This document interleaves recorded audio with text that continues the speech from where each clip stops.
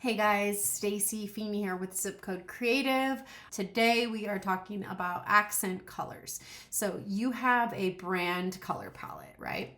And let's say it's kind of limiting. Maybe you only have 2 or 3 colors in the palette. Maybe they're kind of simple or neutral, and you feel like you're struggling to design things that are outside of the typical everyday corporate branded stuff. Maybe you need to create a more fun event flyer or something that's for the holidays, and you need to add colors into the palette and you're not sure what to do. So number one, we need to stay true to our brand as much as possible because brand recognition is so important. So we don't want to be changing those brand colors or adding to them, if possible, as much as possible. But there's a time and a place where you really do have a valid reason to do that. And so I want to look at with you how to select colors to add to your palette when your palette feels limited. So let's look at an example together here. So I've already pre-created a pretend brand color palette here. It's at the top. I've decided that this brand has a navy, a gold, and a light gray in the palette. So I picked these because I feel like blue and gold are kind of common brand colors, especially on the corporate side. Having a neutral in there like gray, that's pretty common. So we're gonna go with that for our illustration here today. Here on the left, I also have a color wheel and a pared down version of the color wheel that shows these divided out sections. We're going to talk about that later. Okay, so first and foremost, the easiest thing we can do is create shades or variations of our primary colors. So we're not going to change the color, we're just going to give ourselves more options, a darker version and a lighter version of the same color. So I'm going to quickly just grab these and change them into the 3 brand colors as my starting point.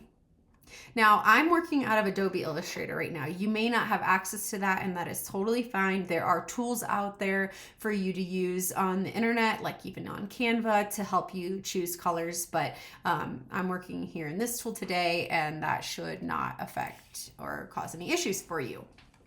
So first I'm going to grab the navy here in the palette and see with my color picker. All I simply need to do is, staying in the same vertical plane, just drag this dot to a darker shade of that color. Now I'm not going to go all the way down because then it's actually just black. But if I stay somewhere up in here, you'll notice I'm still in the same shade of blue. The same hue of blue. I'm just darker now. And then similarly, grabbing the other one, I'm going to go vertically up higher. Now I could decide to go really light with it or somewhere in between. Just to create enough variation, I'm going to kind of pick somewhere that's like in between medium and light. Just for the sake of illustrating a difference in those hues. So same color blue, just a darker version and a lighter version. Now same with gold. Let's get a darker version. Now notice when we go with a darker version of gold, it actually just starts to look brown. And that's because gold really is a color that is in between orange and gray. So naturally, this is what's going to occur. If you go darker, it's going to look brown. If you go lighter, it's going to look orange. So one way to kind of combat this is to drag down, yes, but also a little bit to the left to make it a little bit grayer. Now, this is still not looking like gold. I get that, because ultimately gold is kind of just that perfect little sweet spot between orange, gray, and brown anyways. And so I think that's okay though in this case to have something that skews a little brownish gray, just to open up your palette. And if not, don't use these versions. Same thing when I go lighter, I'm also going to go a little grayer as well. So we kind of have this peachy, light tan kind of color there as a variation of the gold. Now, gray is so easy. Gray is gray. It's all the way to the left already. It's just a matter of sliding it darker. And I'm going to pick something that's kind of, I think, in the middle, a little more medium gray. The gray that we already have is actually quite light. It's up really high, close to white. So we don't need to do too much here. If we go all the way, we literally are going to white, and that's fine. That could be what you decide to do there. But I'm gonna pick just something super light, just for a subtle variation in our gray options. So look, right there, we already have 6 new colors to open up the palette.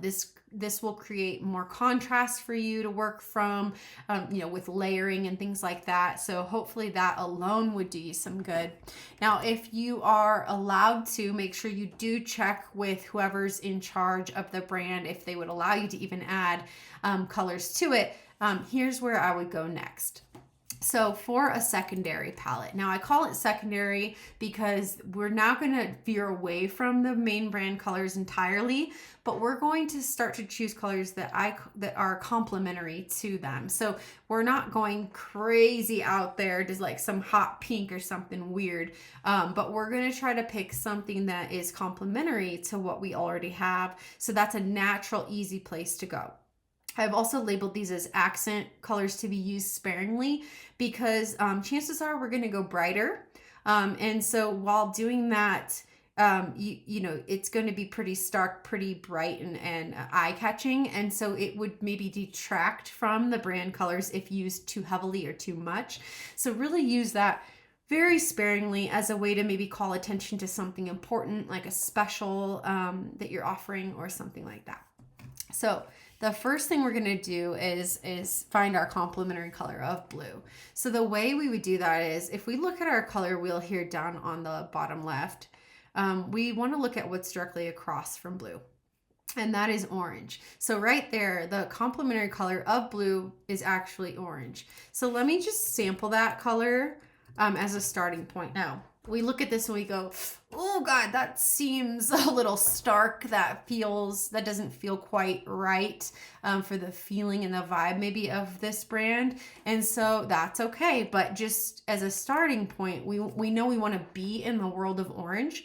Now let's variate from that. So if we open up our color selecting tool here, the natural thing to do is go, okay, what is adjacent to or next to orange? It's something in between orange and yellow, or something in between orange and red.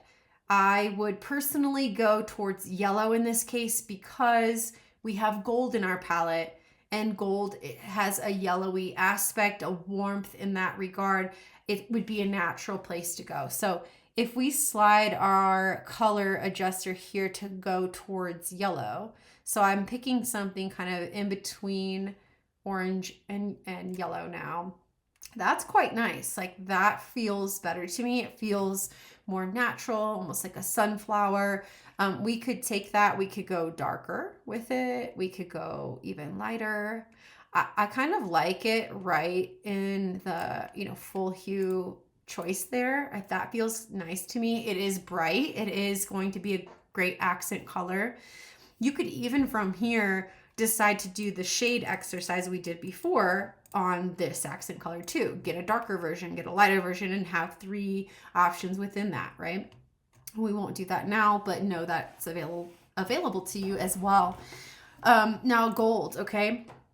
Now, what is across from gold on the color wheel? Well, we don't have gold on this color wheel, but we do know that gold sits in between orange and yellow, just kind of more towards gray scale, which is why it appears gold. So, well, what's across from orange? Well, we know that's blue. So we would kind of just be going back to our original brand blue. If that's the case, that wouldn't make sense. We're looking for more variety here. So what we might do next is say, well, how can we push it to one side or the other? So instead of going true blue, why don't we pick something in between blue and green? This will be nice because it will accent very well with what we're working with so far. So what I might do here is maybe sample something in this kind of like turquoise teal world. That feels a little bright, right? Like that's like full neon turquoise there. I don't know that that would be what I want, but if I start to bring that hue a little darker to a darker shade of it, maybe somewhere in here, that's feeling pretty good. We could even go darker. Like we could go to kind of like this more darker muted, like as I push it more towards gray. Do you see that? How it's changing? That is also quite nice as well. I think I might pick something kind of in this world here because ultimately, I don't want to create too much craziness going on in the palette. We've brought in this bright orange, which I think works really well for a pop color, a bright accent. Now we have this teal that's a little more in the middle range of bright to dark. That gives us some nice variety. Now, gray scale, right? There's not a lot of places we can go off of gray. We can basically go white or black or any gray in between. So we might decide to let this accent color be black. I might say not to do that because we already have this dark navy going on, which is kind of is going to compete with black in that they look kind of similar. They're very dark. So maybe let's just let this go white. Like let's bring some brightness into the palette. Let's say, okay, white is an official color. Okay, and then lastly, if we need to go even further, we need more options.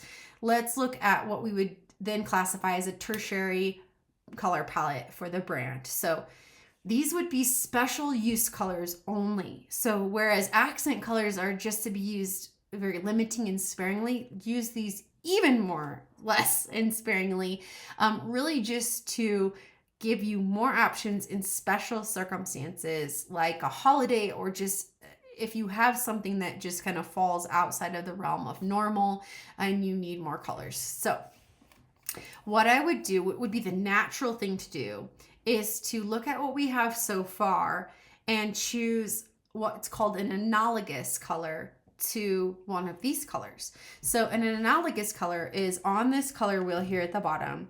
It's what's sitting right next to on either side of it. So if we're looking at our main brand blue, we have purple on the left of it and teal, or what's in between blue and green on the right.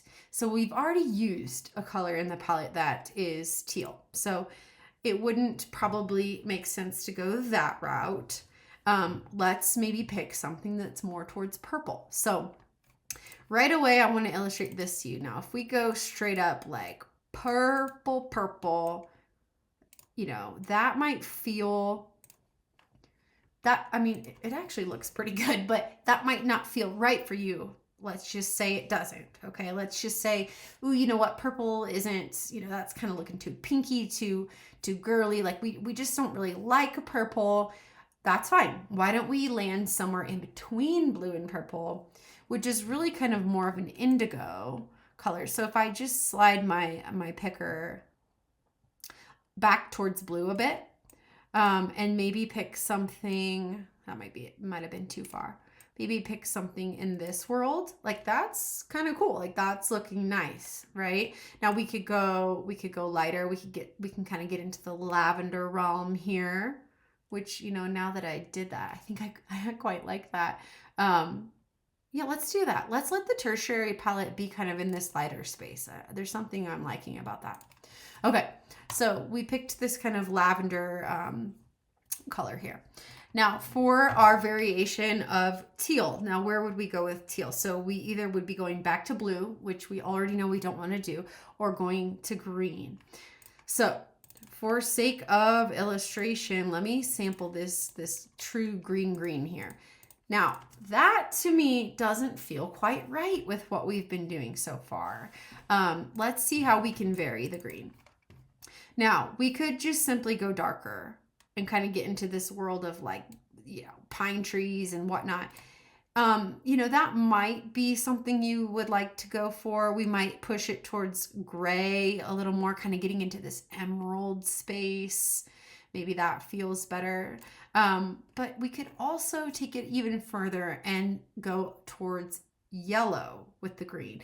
And that might be a good choice because we already have the warmth of this yellowy orange in the secondary palette. We have the gold, which is a yellowy orange version of a hue as well. So let's see what it would look like to kind of push that towards yellow.